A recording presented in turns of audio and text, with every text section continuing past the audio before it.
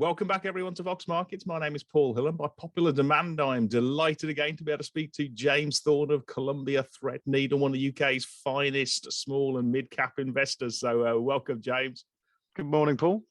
Yeah, well, it's been pretty tough over the past 12 months for equity investors as central banks have been trying to sort of control red-hot inflation via usually sort of multiple increases in interest rates and also quantitative tightening. And now that we've got a sort of softer than expected CPI print out in the States 2 weeks ago, are we out of the woods now? And is the inflation genie back in the bottle? That's the $64 billion question.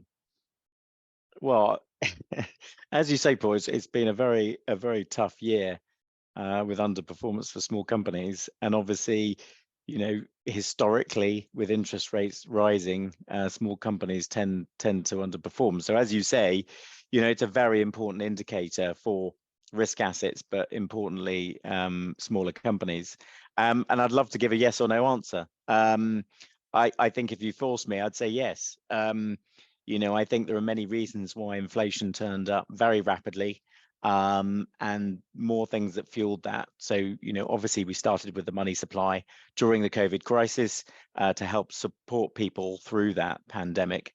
And that meant there was a huge amount of cash came into the system, which obviously is inflationary, but that was kind of choked off by the fact that we weren't living lives normally. And so it was there for a very, very particular purpose. And then obviously as we came out of COVID, we had China, which really is a huge driver of products globally, really still being restricted. So that started that inflationary pressure, as well as all of that money that was flowing around the system.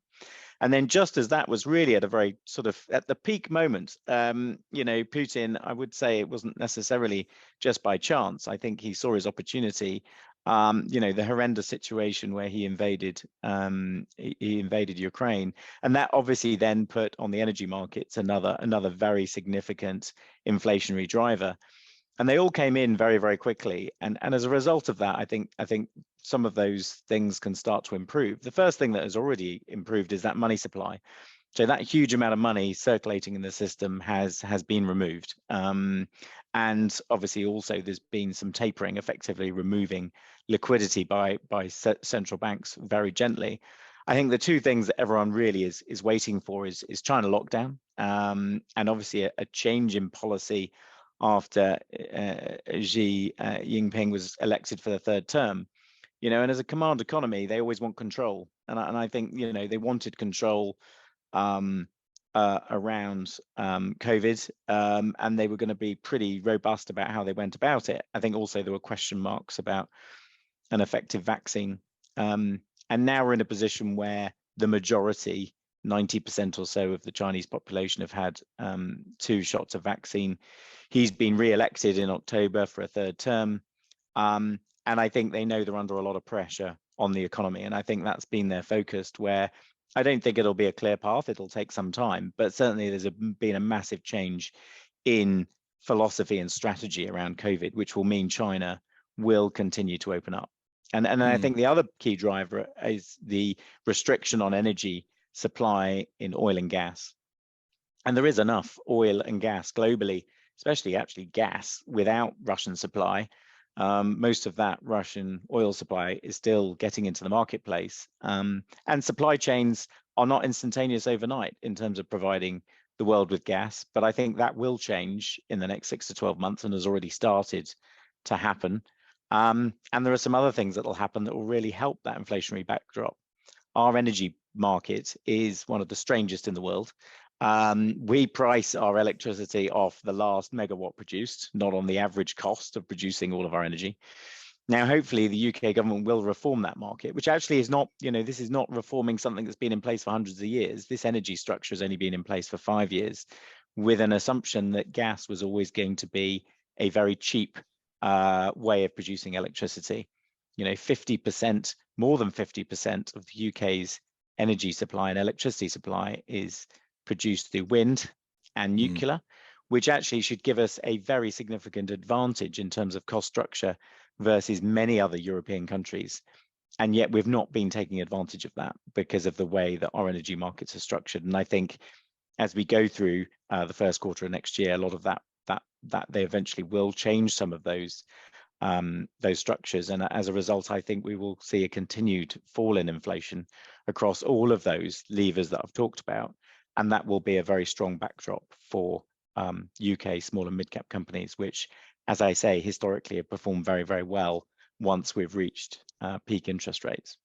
And if you're right and inflation does start rolling off, and I would agree with you, what does that mean in terms of the sort of consumer and businesses? Because a lot of the reasons why inflation has started to fall is because of simply demand destruction. You've got people like me and you who can afford to sort of like turn the heating on. We've been sitting in the cold for sort of like a month, and we haven't been using as much sort of gas and electricity or shopping online or buying goods and services, because there's been a sort of sticker price shock. It's rocketed so fast, so quick, so high, and on that basis, it's sort of like and the press has obviously made an absolute sort of like had a great sort of Christmas feast on it, and it scared people to sort of like or just made to change their behaviour.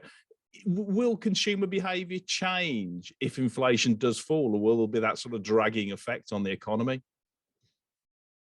I mean, I think there are obviously areas of society that are under huge pressure at the moment, and they need support from the wider government, and obviously their behaviour has changed, where they spend a large proportion of their disposable income on food and energy. If you look to the consumer across the piece, historically, you know, we have increased our savings ratio when we're fearful about our future and about jobs. Once that sort of fear has peaked, then historically consumers have spent those savings as they look to improve their house or go on holiday, and I think that will come through in the next 3 to 6 months. So there is, unfortunately for everyone, some pain to come, but the consumer will continue to save, I think, for the next couple of quarters, and then they will spend. I think the interesting thing is that, you know, we come into this at the end of this economic cycle with incredibly high vacancy rates. And obviously people expect, unfortunately, that employment will tick up. I don't think it'll tick up incredibly rapidly. I think it'll be a slow incremental increase, which obviously has a huge effect on consumer sentiment. For those in employment, I think across the board, if you look at the average, there are some offsetting factors to all that cost inflation. So the Bank of England's report in September showed that most companies on average were giving their employees a 6% pay rise. And that really is sort of lagged. So that will come through in 2023. On top of that, obviously, there is a proportion of consumers who are getting interest on their deposits for the first time in a very long time. And that is for many people, you know, who are generally older and are savers. They are having a significant benefit, obviously, from the interest rate environment. And if you look across the board, it does mean the consumer will have less disposable income next year, but it's actually relatively modest versus what you would think it might be. So I think consumer expenditure will slow. I think when we're looking at the stock market at this moment, as you know, the equity market is trying to discount what happens in the future. And the equity market, with all of these headwinds and black swan events, you know, we've priced all of that in, or to a great extent. And as things start to improve, then I think we'll see a strong performance of mid and small cap. I think Rupert Soames, who is the CEO of Serco, said a concatenation. I had to look that up. I'm of black swan events, which means, you know, a series of them repeatedly, you know, coming one after the other. And of course, you know, when you're bombarded with all of this negativity that's impacting things, then people go too far and become too negative. And effectively, that's where we are if you look at the valuation of small and mid cap globally, but in particular the UK small and mid cap, because of really a continued outflow of assets post Brexit. Yeah, I was actually looking at the sort of the underperformance of small and mid caps compared to the sort of the FTSE 100 over the past 12 months, and it's at least 25 to 30%. And I did read somewhere as a stat that's the most underperformance in a 12-month period for 30 years. So there's plenty of sort of like mean reversion there. Now, just moving to sort of some stocks you've got in your portfolio, which is sort of like really resilient, whatever the weather. Let's start on that sort of energy thing. We've got Avingtrans, which does sort of mission critical components to nuclear. I think it's about a third of its business, also to defense and sort of pumps and stuff to oil and gas. So it does sort of like high integrity storage boxes for low level nuclear waste at Sellafield, and does blast proof doors, I think, for things like HS2. So they're all sort of like mission critical, and it seems to be going strength from strength with lots of cash on the balance sheet to earn that interest you were talking about as well. Yeah, I mean, I think, you know, the team at Avingtrans, you know, runs some really interesting assets, and they have this pie model where they, you know, they improve performance in these businesses and then ultimately sell them once they're in a much better shape. And all of those areas, you know, nuclear, very long dated, a huge installed base globally. And obviously these plants need to be maintained, looked after, and obviously a lot of countries are looking to extend the life of their nuclear plants, which is leading to a surge in revenues for that business. But also the great thing about Avingtrans is they've always got something up their sleeve. So at the moment, you know, nuclear, bit of oil and gas, some infrastructure players. You mentioned HS2. They've got some really interesting businesses doing some things that are long dated. They're not going to be turned off. They're not related to the economy, but they also have this MRI scanner for small format. So this will be for your arms, your legs at a much lower cost. And MRI provides so much data on information on people when they've had an injury, as well as potentially the veterinary market, where, you know, post COVID, we are even more dog lovers than we were going into COVID. Yeah. And that product's really going to come to the fore next year. So there's always sort of exciting things going on at Avingtrans, but as you say, you know, a very defensive business. Yeah, I did see in the last results actually they've got 90% revenue cover for this year's sales, so from their order book. So it gives you a lot of defensive qualities there, to say the least.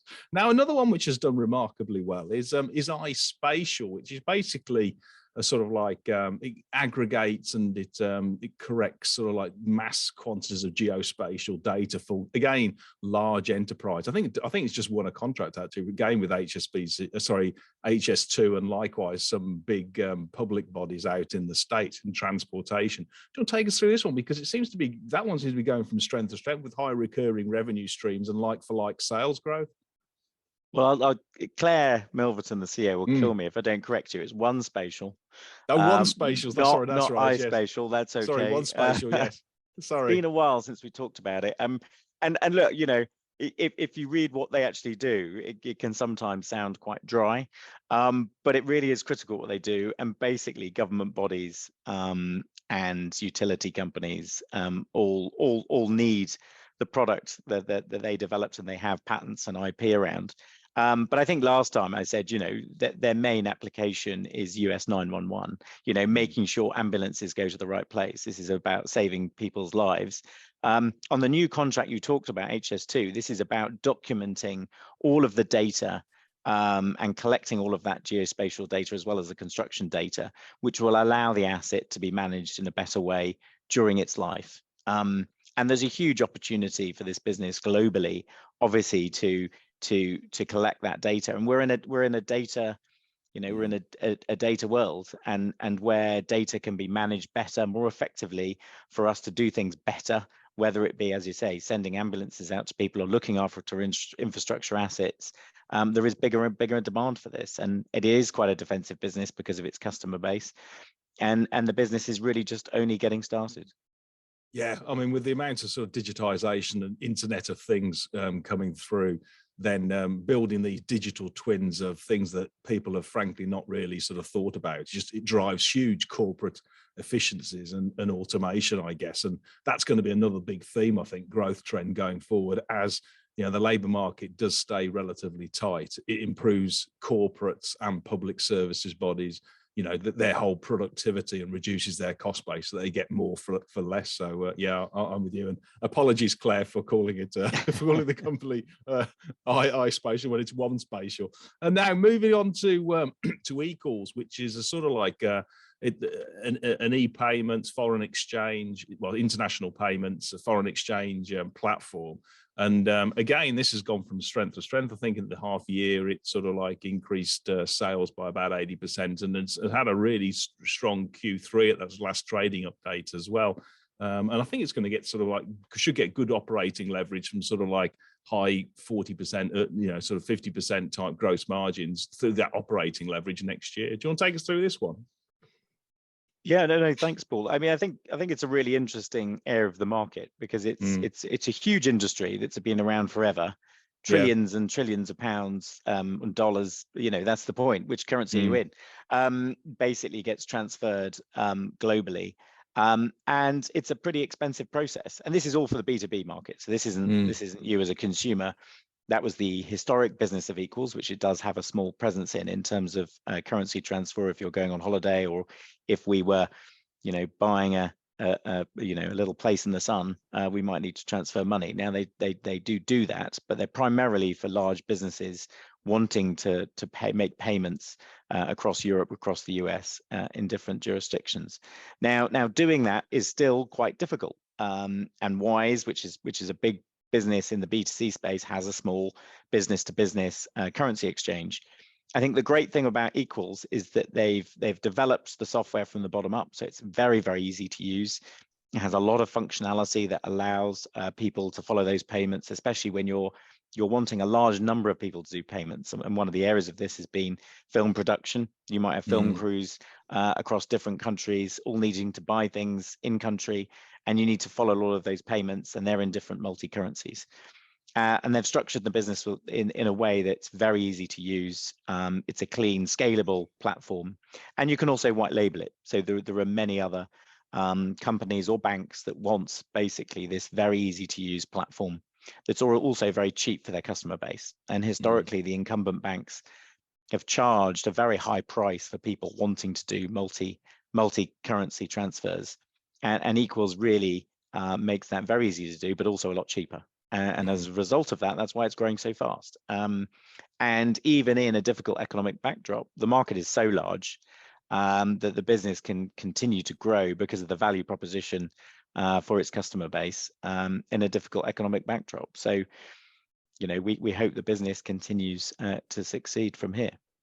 Yeah, no, I understand actually that the UK market for exchange sort of payments on the B2B is about sort of, I think I understand, £6 billion per annum, and 85% of that's controlled by the banks. And another one which is in the same space but slightly different that you own is Argentex, which does sort of like it's more of a sort of like a traditional Forex dealer for sort of very bespoke services for corporates and for high net worths and for fund managers and stuff like that. But it is moving into sort of technology platform of straight through processing, early days, and is also expanding greatly out of the UK into Europe, I think, through a bridgehead in Holland and likewise in Australia.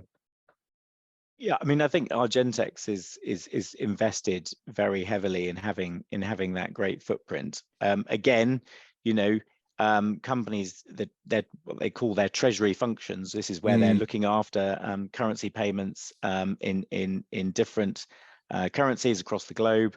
And normally, historically, this would be managed by their banking relationship. Historically, though, the banks have charged a lot for this function and historically haven't done it particularly well. And that really creates the oxygen for a really energetic, focused team to come in and do a much better job for their clients. And with the volatility that we've seen in currencies, but also in a post-Brexit world, running your business efficiently really needs a really well-run treasury function. And so Argentex is there really to help its customers do that better and cheaper. than the clearing banks do. And again, as you said, it's a very large market. They've opened an office that's now fully regulated in the Netherlands, also an office in Australia. And although, you know, we cite Brexit as an opportunity, certainly having a presence in Europe is a big opportunity for them. But as I said, also areas like Australia, and this is really where, you know, the banks haven't deployed technology or a focus on their customers for a very long period of time, and that's a big opportunity for Argentex. Yeah, I mean, I think both companies actually, Argentex and EQLS, and say EQLS was increasing revenues 80% per annum in the first half. I think Argentex did 75%, so they're both absolutely winning. There's a bit of growth. They're both winning market share hand over fist from the competitors. Now, just going back to sort of the data theme from One Spatial, we've got another one, FD Technologies, which is the old First Derivatives business. I understand it's sort of split into sort of three divisions. You've got the KX Insights, real-time streaming, and then you've got your sort of traditional sort of like financial consultancy business, which is your First Derivatives. And I think you've got the MRP. Do you want to take us through this one? Because it's a bit of a fallen angel, but it seems to be, it won a contract, I think. Was it with the Microsoft Azure about 6 months ago? Yeah, I mean, this is a really interesting business. I think everyone, you know, when the US tech sector fell over, I think there were a lot of UK stocks got impacted by that falling over. And I think everyone was chasing exponential growth in tech. And we had this whole view of, you know, if you can find the next big thing that can grow exponentially, we're all going to get rich. And some of these companies got onto horrendous multiples. FD Technology, I think, is fascinating because it's got really two parts of its business that are important. I won't talk about the other bit, but the first bit is their consultancy business, where they basically work for every single major global bank, and they've had decades of relationship. And we really love that in technology, where you know you've got a very long dated relationship. You know, this is the JP Morgans, the Goldman Sachs, the Morgan Stanleys of this world, and they've been doing a great job. And that business continues to grow. You know, double-digit growth, and is highly profitable. And the business, really through sort of relationships, bought a time series database called KX. Now that, you know, sort of a lot of words there. What does that mean? Again, back to data. You know, if you're doing high frequency trading, but also now in other things, if you're manufacturing semiconductors, you're collecting a lot of data, and people use that data to basically make the process more efficient. They also use it in drug discovery for accelerating the process of that data analysis. Now, KX is the world leading in terms of its speed and efficiency time series database. And the deal they did with Microsoft, so Microsoft is obviously one of the world's largest software companies. Now, for Microsoft to drop its own time series database and effectively embed KX into its business. So imagine this is like Intel Inside. They've put KX inside. So Microsoft will be selling FD's products as if it was their own. This is not a partnership agreement. This is not where Microsoft has thousands of partners who can sell their software products alongside Microsoft. This will be sold as Microsoft products. And the reason why they wanted to do that is because when they've been running some of these exercises whereby we want to analyze all this data, how quickly can you do it? And how much is it going to cost you to do it? FD Technology was 100 times faster for a tenth of the cost. Wow. Now that's really, you know, 100 times faster than a tenth of the cost. So that means you're paying £1 rather than £10, and you're doing it in minutes rather than a day or so. That's a huge jump in the product, you know, the productivity of what you're doing. And there's a huge demand. You know, their software business has been growing over 35%. They believe they can maintain that growth at least. And I think we could see some interesting things once Microsoft formally launches this at the start of the new year. And just because that relationship is with Microsoft, it's not just, you know, AWS, Amazon Web Services, which was the other big player in the marketplace. They have got a very strong relationship with FD and KX. And also some names you might not have heard of, which are very, you know, very interesting names like Snowflake, which is a $40 billion company in the US. Really, using KX really improves what they can do for their customer base. So you have this minnow, 400 million market cap, that really is being adopted and plugged into some really global behemoths. And you know, as I said, even without all of those players, this business is growing very nicely. And as I said, you know, in a world where cost and inflation are going up, people need to do things quicker and cheaper, and that's really what KX allows you and FD Tech allows you to do. Yeah, no, it was probably that way. It probably explains why Investec, I think the house broker, have got a £30 per share price target on it, whereas the shares are trading at about 15 now. So plenty of upside, and particularly on a sort of sum of the parts basis. Now, another one which has been a sort of fallen angel that should be seeing good, strong demand, and I think it is now, is Manolete, which is sort of the UK's #1 in litigation sort of like specialist, insolvency litigation specialist, and it sort of like has been through a tough first half in terms, I think it lost a big high court case, but is now seeing sort of like pretty strong backdrop for as the whole industry is for insolvencies and to of its cases. Do you want to take us through this one, because it seems as though there's certainly a lot of upside here? Yeah, I mean, I think it's an area that's sort of, you know, you scratch your head slightly, and what do they actually do, and kind of how does it work? And litigation sounds sort of very aggressive, very American, you know, why are you chasing poor people for, you know, and look, unfortunately, it is fact of life that businesses go out of business. That is, you know, a healthy economy needs companies that, you know, we want people to open new businesses as a society, but some of those don't work out. And most of the money that is owed is actually owed in tax to HMRC. And so, you know, from a social moral point of view, I think it's important that, you know, we collect that owed tax, and you know, it hasn't been paid when they were trading prior to that. So Manolete's really suffered during COVID because a lot of the courts were closed, so you couldn't actually take these cases to court. Now, there are other litigation businesses, but the difference between them and Manolete is Manolete actually own the case. They buy the case, but also as a result of that, they settle it quite quickly. So most of the cases that Manolete buys get settled within a year. And I think the other important point is well, I won't go into the technicalities of IRR, but effectively for every pound that Manolete invests, they get £2 back within a year. So that's an incredible return. The problem is we've had the courts closed, and obviously the business has been growing very rapidly. So you've had to put more cash in. And the market's quite nervous when you're coming out of a period where the business has been not trading well because of COVID. Insolvencies have been at lower levels because of COVID. And also it doesn't look like the business is generating cash. And we've got through that point now where the business is actually sustainable in terms of it can grow very rapidly and now still throw off cash. And I think over time, we'll see that paid out in dividends. I think there's a lot of market opportunity to go for. And now that the courts are open, you know, they can increase their business. And as you said, there was one court case that was awarded against them that they're appealing. That's the first ever court case in their, I think, pretty much their history. And it looks like they'll win an appeal. And that was just, you know, a strange quirk. But as a result, you know, it did impact people's confidence in the business's ability to deliver. But as I said, I think from here, you're going to see the business deliver very strongly, and there'll be lots of cash thrown off because that's just the mechanism by which the business operates.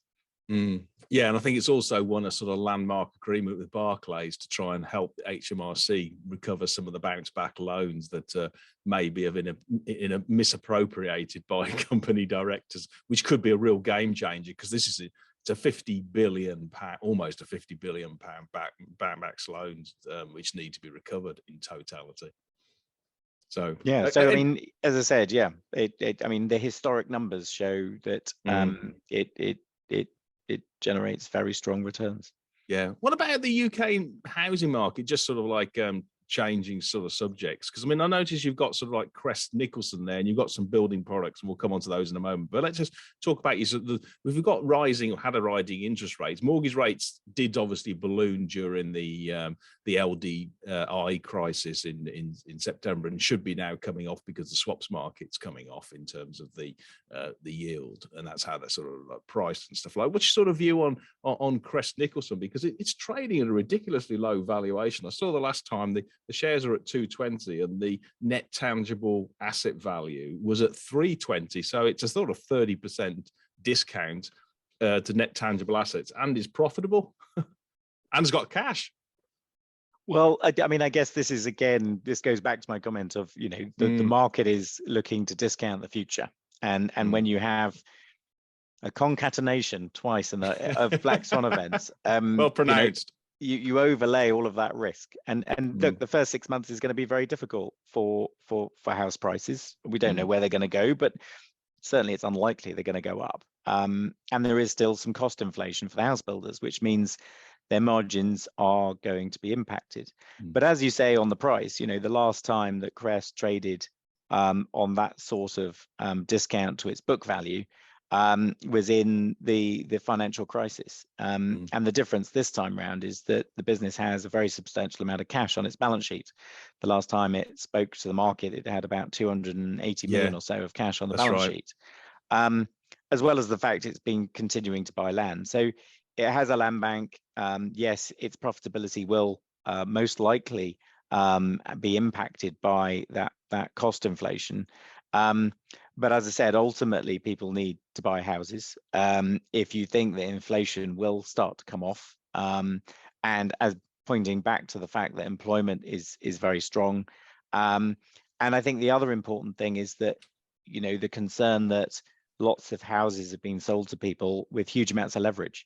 You know, post the financial crisis, people had to be stress tested.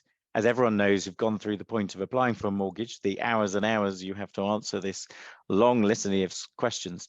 And that was really done for this moment of the point is that we're all hopefully able to pay our mortgages. We might need to cut our expenditure elsewhere.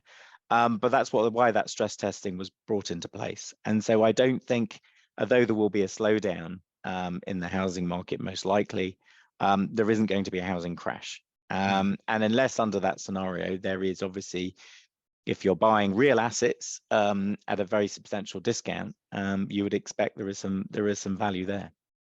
Yeah, I mean, it's essentially, rather than buy a house, buy shares in the house builders, particularly sort of Crest Nicholson, because you get it at a 30% discount. It's always a big sort of safety margin. And I think that cash balance you talked about, 280, I mean, they've only got 260 million of shares. So just doing the maths, that's more than £1 of you know, per share of net cash, compared to £2.20 of the share price. So you're right. I mean, there's significant sort of like financial ballast anyway underpinning that business. Now, just on the building products area, you've got sort of Marshalls, which again used to be and still is, I think, a sort of like a leading sort of paving stones and sort of like patio sort of like, you know, building products business. And I think it's sort of seen a slowdown in that sort of like the landscaping part of its business, but it's sort of standard bread and butter building products is doing okay. Do you want to take us through this one? Because it's come down a lot. It's less than £3 at the moment, trading on about 9 times PER.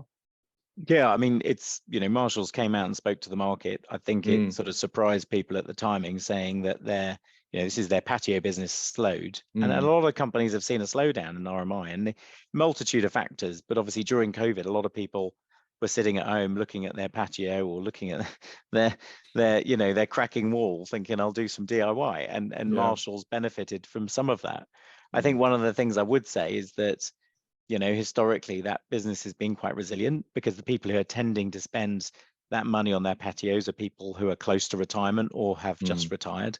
Some of people will have brought that forward, but there's still a lot of money in that area of the market, and Marshalls are the market leader and have a very strong proposition. But I think the other interesting thing is that Marshalls benefits from the infrastructure spend.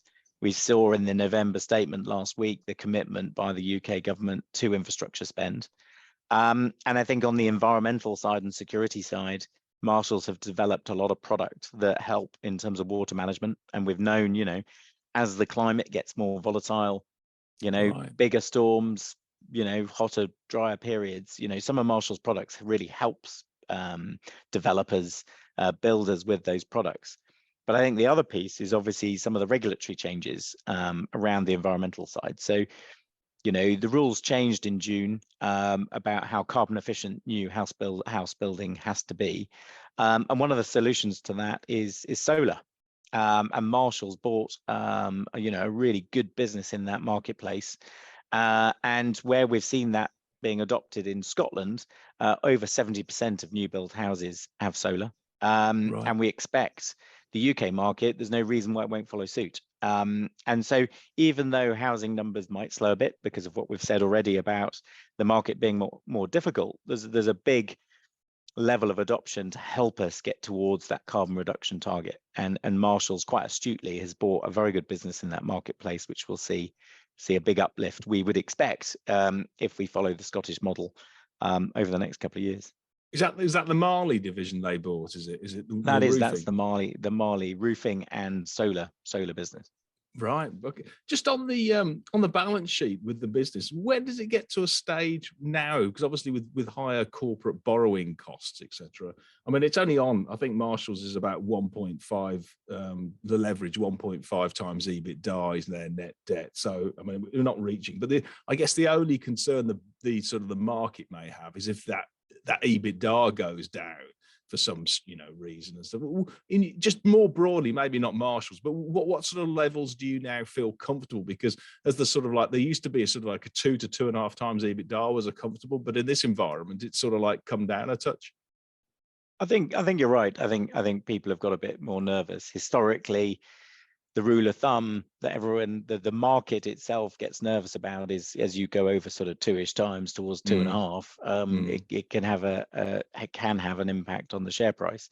I think that's come down a little bit more. I think one of the things the market's forgotten about is during this period of inflation, and if you think the inflation is not going to continue to rapidly move away, is that you had to invest quite a lot in your working capital. A business like Marshall's has got a lot of finished goods. You've got a lot of raw materials you had to buy, and obviously as prices goes up, that consumes quite a lot of cash. And so there's two things which should allow businesses like Marshall's to be very cash generative in 2023. Is that if the market does slow a little bit, you don't need as much as raw materials and you don't have necessarily as many finished goods, and so that throws off cash. But also the prices of those raw materials start to slowly reduce.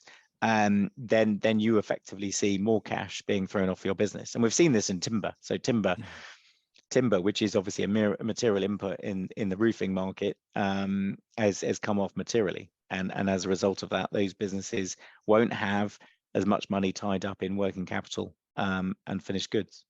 Yeah, no, that's a really important point. And also, I guess if supply chains do ease up, it means that you haven't got to have masses of sort of 6-month stock. You can go back to a sort of like a more just in time, maybe not quite, but certainly in that sort of area. Another one in the sector that I hadn't really ever looked at was Eurocell, which does sort of like it's a vertically integrated sort of manufacturer, distributor of and recycler of PVC doors and windows, and I think it's trading at about less than 7 times PE ratio with a good strong balance sheet as well, and sort of generating decent margins. It seems to have just been the classic baby in the bathwater. Yes. Well, I mean, and that's a really understandable. The RMI market has been really tough. People are thinking hard about whether they spend money on their houses, and that probably will be the case for the next 6 months. I think the benefit for Eurocell, and this is often what we look for in companies, is they invested heavily over the last few years. And so versus their competition in the market, they're a very strong business that can produce and support their customers, which are the fabricators who actually make the windows. So they supply all the components that the window sort of fabricators need to put the windows together. But they can deliver on time, in full, to their customers. And that makes a massive difference. It means that they can manage their stock quite tightly. And we just talked about that, about how much cash you end up having to put into stock if you lose confidence in your supply chain. And so Eurocell's been winning a lot of market share. And that will really stand it in really, really good stead to grow the business when we come out of the slowdown. And as I said, I expect them to win market share. The next 6 months might be quite difficult for them. But the business is in a strong enough place that, as I said, I do think it'll have a bigger market position when it comes out of the slowdown in RMI. We would hope, the back end of 2023 and into 2024. Just turning sort of like into different sectors, we've got Senior, which does sort of like components and systems into aerospace and defense and medical, and then we've got TT Electronics as well, which does sort of electronics into these mission critical areas as well. And they're both sort of like reasonable sized businesses. TT's on about sort of like 270 million market cap, and I think Senior, and let's do that one first, is about 500 million. And they're both sort of like coming back, but they're each of them are sort of priced at about 6 to 6.5 times EBITDA, which seems pretty low for a specialist mission critical sort of component supplier in both those areas. So do you want to take us through Senior first of all, because it's a pretty liquid stock that is coming back with the commercial aerospace sector? Yeah, I mean, I think the aerospace sector thing, because it's got this strange cycle, because you know, during COVID there was no flying at all, and that's the biggest, you know, even versus the financial crisis, the biggest cycle you can ever had.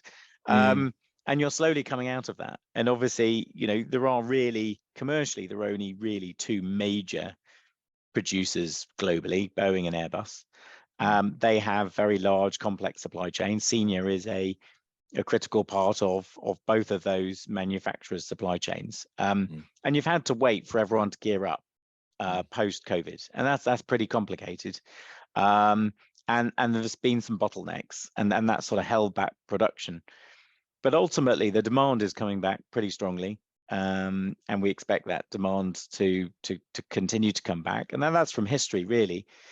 You know, post 9/11, within 2 years, you know, the recovery had come through, and that aerospace market continued to grow, and we expect the same to happen. And as a result of that, we expect Senior's revenues to recover to what they were prior to COVID.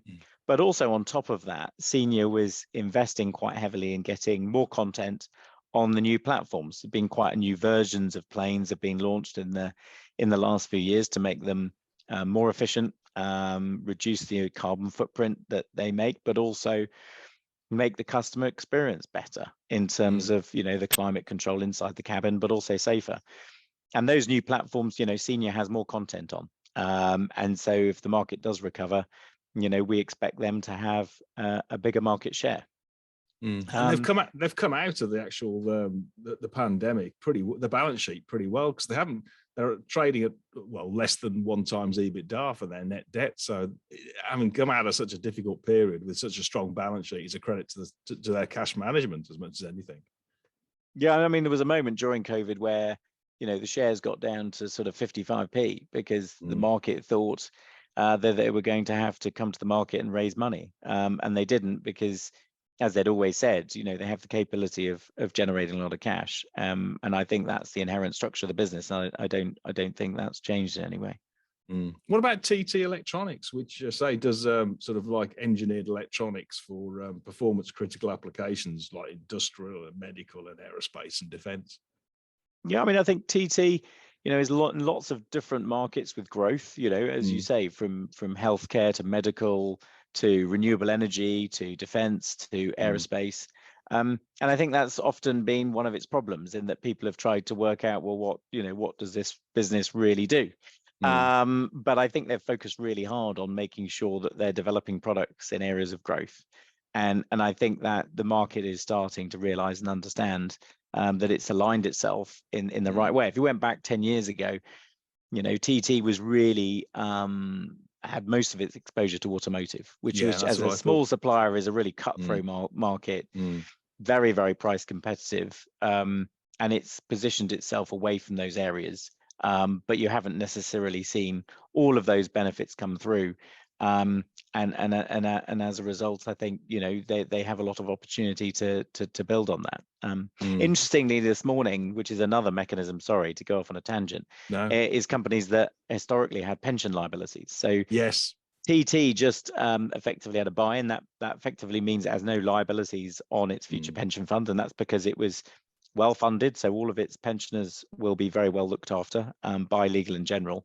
But the effect of that means there's a 6 million free cash flow benefit to the business, and no further contributions in the future. And this is, I think, something we'll see more of as the yield curve moved out, and you get to the valuation review of pension funds that many businesses that had to, and quite rightly, pay into the pension funds to support their pensioners now are fully funded, and that will free up cash flow for quite a few names.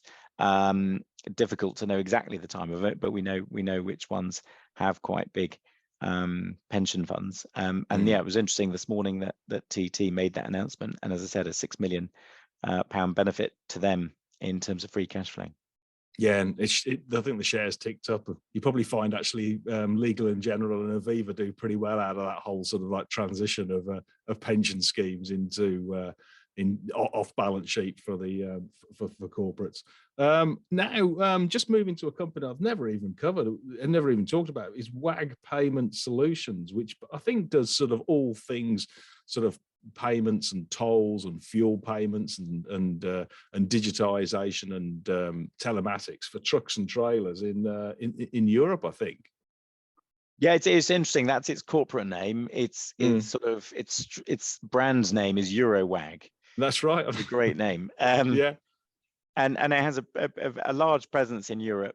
Historically, it started as a fuel card. So you're a trucker. And in actual fact, it's quite amazing. You wouldn't have thought it, but the average number of trucks owned by a company in Europe is 6. Right. So it's a very fragmented industry, very small number of players. So you go to your trucking fleet and you say, look, use our card.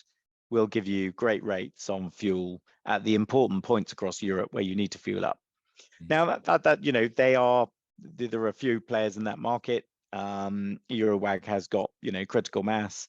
And that business, grows quite nicely and throws off cash, but that's not really the interesting angle. The interesting angle is that there's a lot of regulation in terms of paying tolls, in terms of meeting regulations about how many hours you've been driving, how many hours you've rested, around taxation. And really these companies, these huge number of fragmented companies that quite often doing outsourced work aren't really supported by anyone. And EuroWag has understood this and gone, look, actually, how do we support our fuel card customers in providing all of those services in one easy portal for you to use, engage with us and basically sort out all those issues. And that's really where they've been growing very fast, is providing all of those services. And as we all know, the EU loves a bit of regulation, and there is more and more regulation coming, some of which has only just got adopted. And that's really helping to drive EuroWag's business. As well as some other interesting areas that will come with time, such as providing finance. So one of the issues for trucking companies is that they might have effectively some jobs for, some big European companies with really strong balance sheets. And yet if they need to basically pay and fuel their transportation costs, maybe, the loan for buying a new truck, they pay pretty bad terms. And in actual fact, they're quite economically resilient as companies. And EuroWag is going to start to provide through third parties a lot of these financial services and other opportunities besides, in terms of making their customers more efficient. Yeah, well, I think with EBITDA margins of 51%, then if they get an incremental increase in that top line, it will really boost the earnings, no doubt about it. Now, just moving back to sort of like the corporate productivity, we've got ActiveOps that I know we chatted about last time, and it came out. I think it's just reaching EBITDA, becoming EBITDA positive in the second half of this year, and it does sort of like staff automation and management process automation for large back offices, complex processes in banks and insurance companies and some sort of the healthcare, etc. And it's sort of like got gross margins of 80% and increasing in double digits, but it's been again a baby in the bathwater. The shares are 70p. And I think they were at one stage well over I think they were, was it over £1.50? I can't remember how much, but they've come a long way off anyway. Yeah, no, they have come off a long way. I mean, there's a big founder ownership, which we always like to see. They're committed to the business, but as you say, this business is helping drive efficiency and productivity for its customers. And historically, it's shown a very quick payback for its customers in terms of labor scheduling. And that's something that we see in in a difficult market. Your customers want to know they're going to get a quick payback, because they shorten the amount they invest for the future because they're worried about the today. But ActiveOps does solve problems of the today, which is how can I get as much out of my employees as possible, but also more importantly, what I do for my customers. If I need if I need 100 people at 10 o'clock, but by 2 o'clock I only need 50 people because of, you know, how busy things are, then let's manage that in the right way. And ActiveOps helps you to do that. I think one of the problems, you know, and that's accentuated in a difficult market where, you know, we've been down so much this year, are businesses that are, you know, break-even businesses or businesses that are marginally loss-making are not all equal. Yes. Some of those businesses are in that position because they're investing very heavily. Their customers love what they do. They want to buy more of it. And you can start to see some really good visibility about that.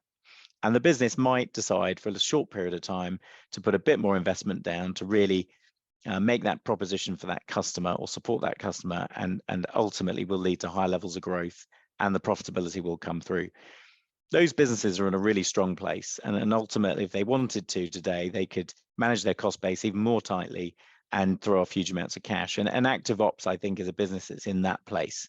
There are many speculative businesses or much earlier stage businesses that during a bull market, everyone gets very excited about. And then the reality of, well, how long is it going to be for these companies to generate cash?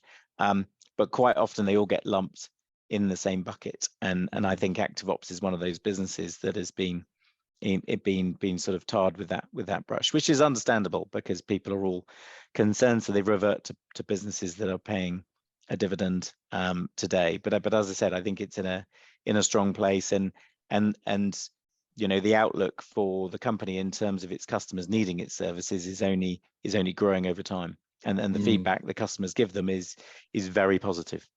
Yeah, it's got a rock solid balance sheet as well. I think it's got almost 20p per share in cash, so it's pretty resilient in any sort of downturn, that's for sure.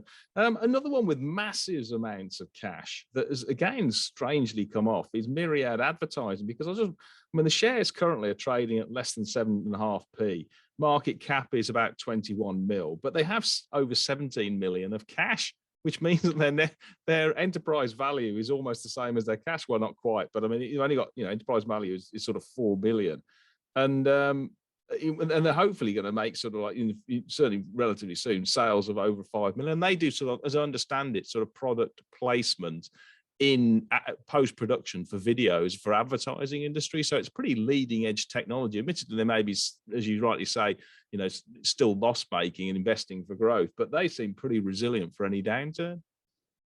Well, to be fair, this business is probably at the earlier stage of investment. We think they've done a huge amount of the right things. The key, their technology works. It works really, really well. Is getting product owners, so, you know, people who make your shampoo, deodorant, whatever, to want to use them and put them in their budgets.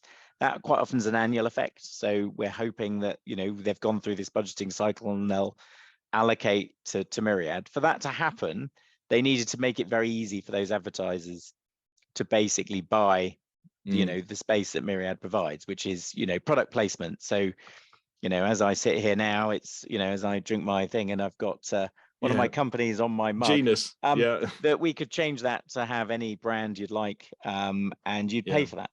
Yeah. Okay. Now, doing that in an automated and scalable way is one of the real clever things that Mirriad can do, and they have worked with a platform provider to be able to do that. And obviously then on the other side, it's the owners of the content, so the likes of Disney, Netflix. Now, historically, obviously, Netflix said they weren't going to go down that route, but obviously, when times are difficult, they change the tune. And I think, you know, product placement as a way of getting away sort of serial adverts is potentially a very strong mechanism. But obviously, Mirriad has proven the technology. I think they've proven that a lot of their potential customers really would like to use it. And now it's about, are you going to get that adoption? And I think that adoption is counter-cyclical almost. You know, I think advertisers are looking for more innovative ways in a difficult market. When everything's going great, you're like, well, you know, do I need to change what I'm doing? So I think that's one benefit to them, but ultimately they do have to deliver on that. And we are optimistic that we'll see some of that come through next year. But it's a point of show me. So we will see. No, I did actually read some industry stats actually saying brand recognition by using product placement post-production, like, you know, so Mirriad gets 40% higher brand recognition than it does if you go through, have it as a serial set of advertising where people just obviously fast forward their adverts, as everybody does on their PVRs. Now, just finally, then, last company is Inspecs, and I understand this is a sort of like a frames, lenses, glasses types company that has fallen. Well, I mean, I think it's done okay. It's still growing, but the shares have really been sold off, and they're around about 7-8 times PER. Do you want to take us through the latest thoughts on this one? Because again, is this? I suppose the question is it a value play or is it a value trap? I guess. Well, I mean, it's a really interesting little business. You know, they've grown it very nicely. So, you know, the main player in that market is Luxottica. Yes. So they own Ray-Ban and all of those sorts of brands, as well as supplying product to opticians.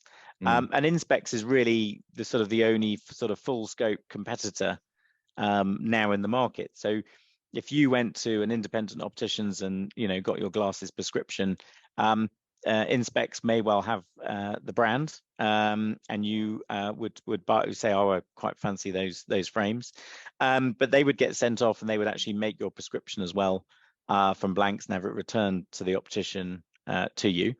They also make sunglasses for many brands, including Ted Baker and many others. And they've got very good operations out in primarily in Vietnam. Now the business was doing well. I think they had a few issues with just some investment. They were investing to make the business more automated on that lens manufacturing side, and they had a few sort of, you know, commissioning pains before now, really. And I think that made people a little bit nervous about whether they could deliver. And I think they really started to deliver on that.